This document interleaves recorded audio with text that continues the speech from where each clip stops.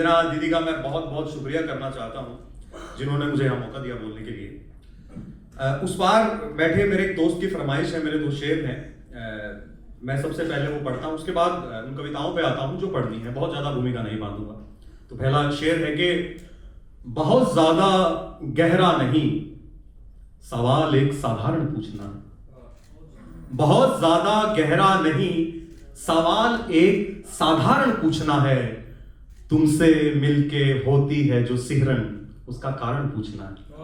बहुत ज्यादा गहरा। और एक दूसरा शेर ये है कि बहुत ज्यादा उदास दिखता हूं, उनसे भला ये कैसे छिपाऊं।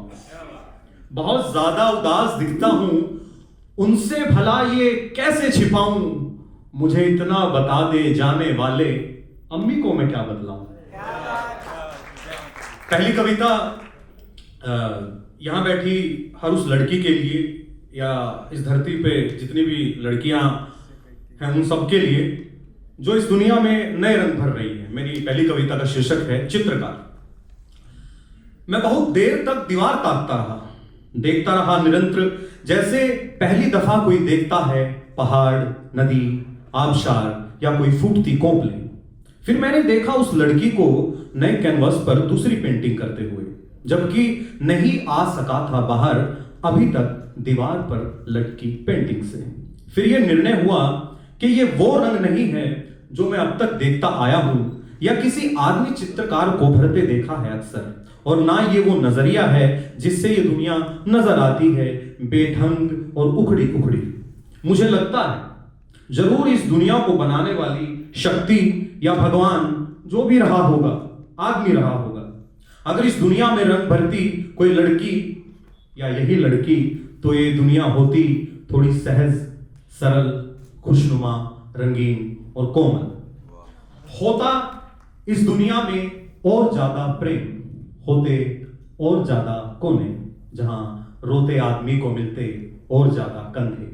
और नहीं होता सवाल उनके रोने को लेकर। मैं ताकता रहा कैनवस पर हुई गलतियों को, जिन्हें छोड़ दिया गया स्वतंत्र, नहीं की गई लीपापोती, नहीं मांगा गया हिसाब, ना ब्रश से, ना पेंट से और ना उंगलियों से। स्वीकार कर लिया गया उन्हें जिस तरह स्वीकार कर लिया है औरतों ने मर्दों को जानवर होते हुए भी। ये दुनिया अगर इस लड़की ने बनाई होती तो होती बेहद नरम जैसे हैं इसके गाल, और बेहद करुणा भरी जैसी हैं इसकी आंखें। अगली कविता का जो शीर्षक है वो संजना आंटी को बहुत पसंद है, और उसकी भूमिका इतनी सी है कि ये कविता हम सबकी माओ के लिए है। कविता का शीर्षक है राजा मम्मी और रानी पापा। मैं चाहता हूं कि एक बार आप शीर्षक के लिए तालियां बजा दें। राजा मम्मी और रानी पापा। मैं चाहता हूं कि एक दिन के लिए, केवल एक दिन के लिए हर मां को मिले पिता की गद्दी और पिता संभाले रसोई घर। मां के उठने से पहले पिता दे बिस्तर पर चाय और निपटाए रसोई के सारे काम, बच्चों को तैयार करे स्कूल के लिए और फिर करे बाकी दिन की जंग की तैयारी। और शाम को जब याद आए पिता को कि नहीं खाया है सुबह से कुछ, तो साथ में याद आए कि बाकी है अभी खाना बनाना रात का भोजन।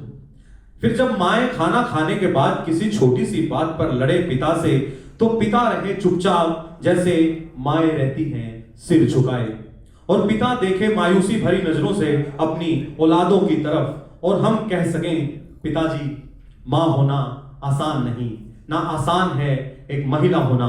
मुझे यकीन है शायद इस सबक के बाद समझ आए सभी मर्दों को कि क्या क्या झेला है औरतों ने तुम्हारा वंश आगे बढ़ाने को। अगली कविता खास करके लड़कों के लिए। अगली कविता का जो शीर्षक है वो है रोना जरूरी। लड़के अक्सर नहीं रो पाते, लड़कियों के पास बहुत वजहें होती हैं, और जो मर्दों की दी हुई भी वजहें होती हैं, मगर आदमी को उसके घर के बड़े लोग जो होते हैं, उसके भाई, पिता, चाचा, वो रोकते हैं रोने से, मगर रोना जरूरी है।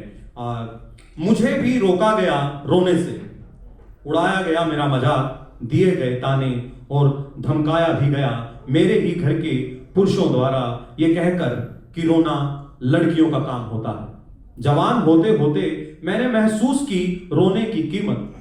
बुद्ध रोए तो मिली त्याग की ताकत। रोए राम, सीता, पांडव और शिव भी रोए। हिंदी साहित्य का इतिहास भरा पड़ा है उनके नायक और नायिकाओं के रुदन से। रोने के बाद लोग मिल पाए खुद से, इस दुनिया से और बेहतर तरीके से। मुझे अच्छे लगते हैं वो लोग जो बिना किसी शर्म, बिना किसी संकोच के रो पड़ते हैं अपने और दूसरों के लिए। रोना उतनी भी बुरी बात नहीं है, ना ही कोई शर्म की बात। मैंने देखे हैं जानवर भी रोते हुए। तो रोना रोककर तुम बन जाते हो जानवरों से भी बदतर। तुम्हारे साथ रहकर मैंने महसूस किया कि रोना बेहद जरूरी है। अच्छा सुनो, तुम नहीं, तुम आखिरी बार कब रोए थे?